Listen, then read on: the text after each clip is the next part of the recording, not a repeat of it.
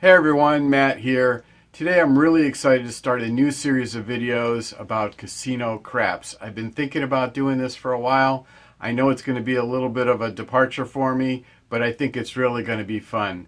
Specifically, we're going to focus on how to play the game, how to win the game, and most importantly, how to beat the casino.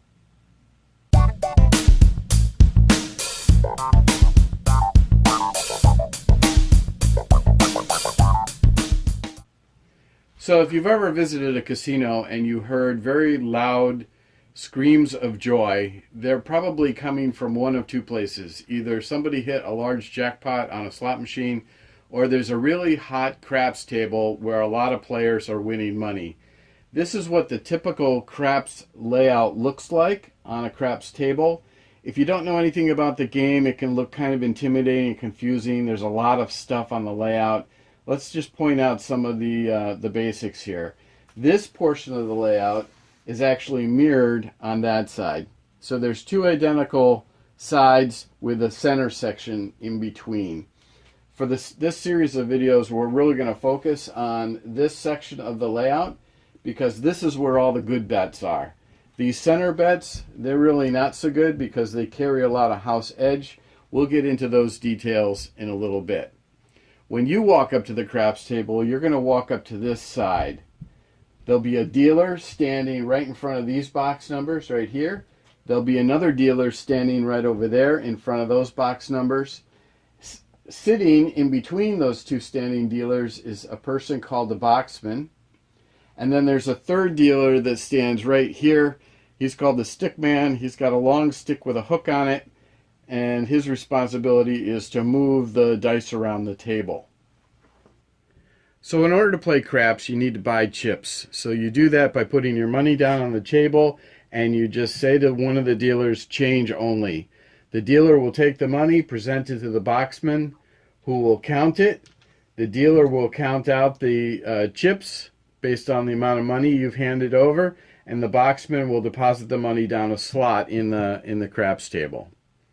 So once you have your chips, you put them in the chip rail that's right in front of where you're standing. The casino bank money is on that side right in front of the boxman. Your money is right on the chip rail right in front of you. So craps is a numbers game. That's the easiest way to put it. Basically, if you place a bet on a number, if the shooter rolls that number, then you win. But you might be wondering, how do you decide what number to bet on? Well, we're going to start answering that question by first taking a closer look at the dice. So the game is played with two six-sided dice. You've probably played games before using six-sided dice. The numbers range from 1 to 6 on each die, represented by the number of dots. The smallest number, of course, is a 1. The biggest number is a 6. As another little fun fact here, when you add up the numbers from opposite sides, they always add to the number 7. So there's a 1, and then on the opposite side is a 6. There's a 2, and the opposite side is a 5. There's a 3, and the opposite side is a 4. So opposite sides always add to a 7. That's an important thing to keep in mind when we talk about how to beat this game. So now let's take a look at the different combinations that the dice can make. I substituted a green die in for one of the red dice just to make it a little easier to keep things straight. So I'm sure everybody can understand that the smallest number that the pair of dice can make is a 2 with a 1 on each dice, 1 on each die. And likewise, the biggest number is a 12 with 6 on each die. So there's one way to roll a 2 and there's one way to roll a 12. Now what about a 3? Well, we could put a 2 on the red die and a 1 on the green die. That's one way to roll a 3. Or we could reverse it and put the 1 on the red die and the 2 on the green die. So that's the second way to roll a 3. So there's two ways to roll a 3. Now let's look at the 11, which is just one number less than 12, the maximum. We could have a 5 on the red die and a 6 on the green, or we could reverse it and put the 6 on the red die and a 5 on the green die. So there's two ways to roll an 11. Let me set up a little board here and we'll keep track of all the combinations as we go through all the rest of the numbers. Alright, so I've set up a little board here and I've got some chips labeled 2 through 12, and as we already discovered, there's one way to roll a 2, and that one way is represented with a single blue chip, and there's one way to roll a 12.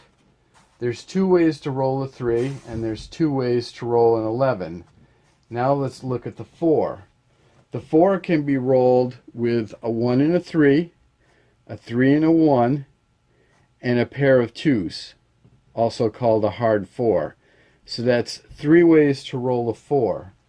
So let's put 3 chips here, representing the 3 ways to roll a 4.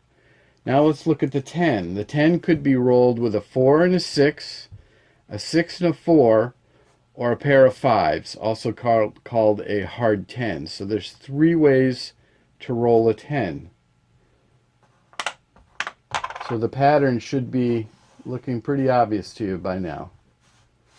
The 5, you could have a 1 and a 4 and a 1, a 2 and a 3, and a 3 and a 2. So there's 4 ways to roll a 5.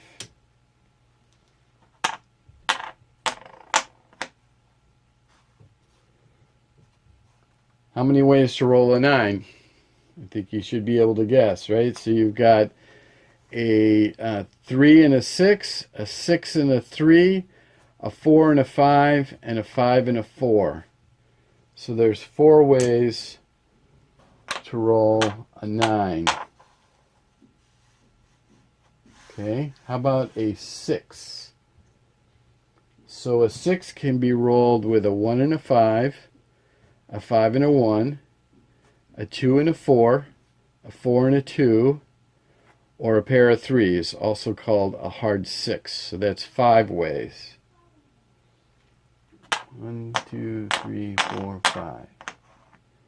And likewise, the 8 can be rolled with a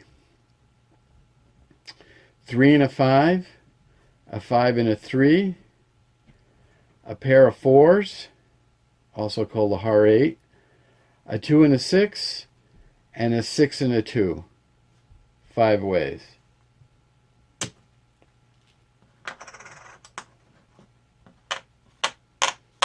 Okay, so what about the number in between? The number 7, which is a pivotal number in the game of craps. Well, as you can see from the pattern, it makes sense that there's 6 ways to roll a 7.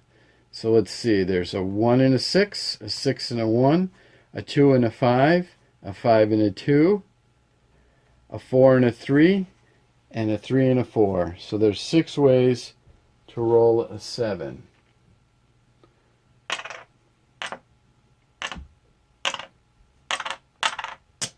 Okay, so you certainly don't have to commit this to memory, but it certainly does help to understand this and to use this information as you play the game and attempt to win the game.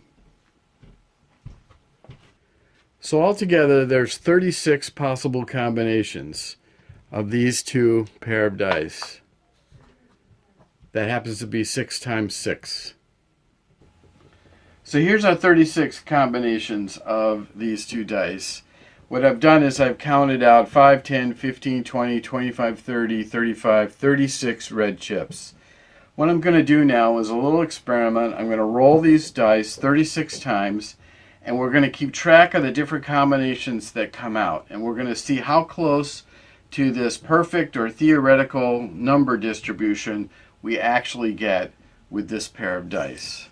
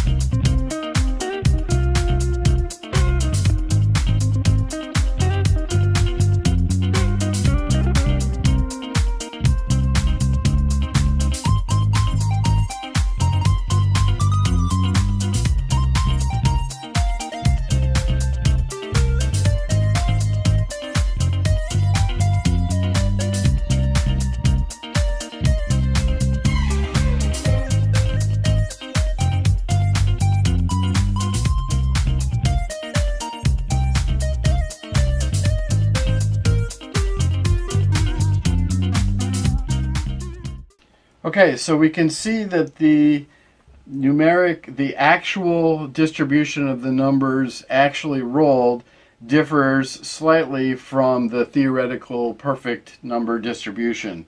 We're a little heavy on the 3s, the 4s, and the 5s. We're a little light on the 6, a little light on the 9. We didn't throw any 11s, and we were a little heavy on the 7s.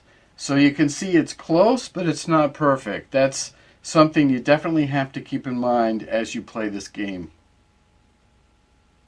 So the game of craps is played in two parts. The first part is called the come out roll, and the second part is the rest of the game.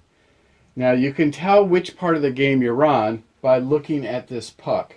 This puck which is controlled by the dealer, who's standing right there, and there's an identical puck on that side, manipulated or used by that dealer over there. The puck has the word off on one side and on the other.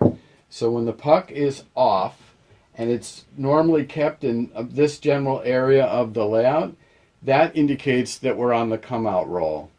The way the come out roll works is the shooter rolls the dice. If he rolls one of these 6 numbers, then the puck gets turned to on and moved to the number that the shooter just rolled. Once this puck is on, the come out roll portion of the game is complete, and now we're on to the rest of the game. In the next video, we're going to look at some bets that are commonly made and what makes those bets win or lose.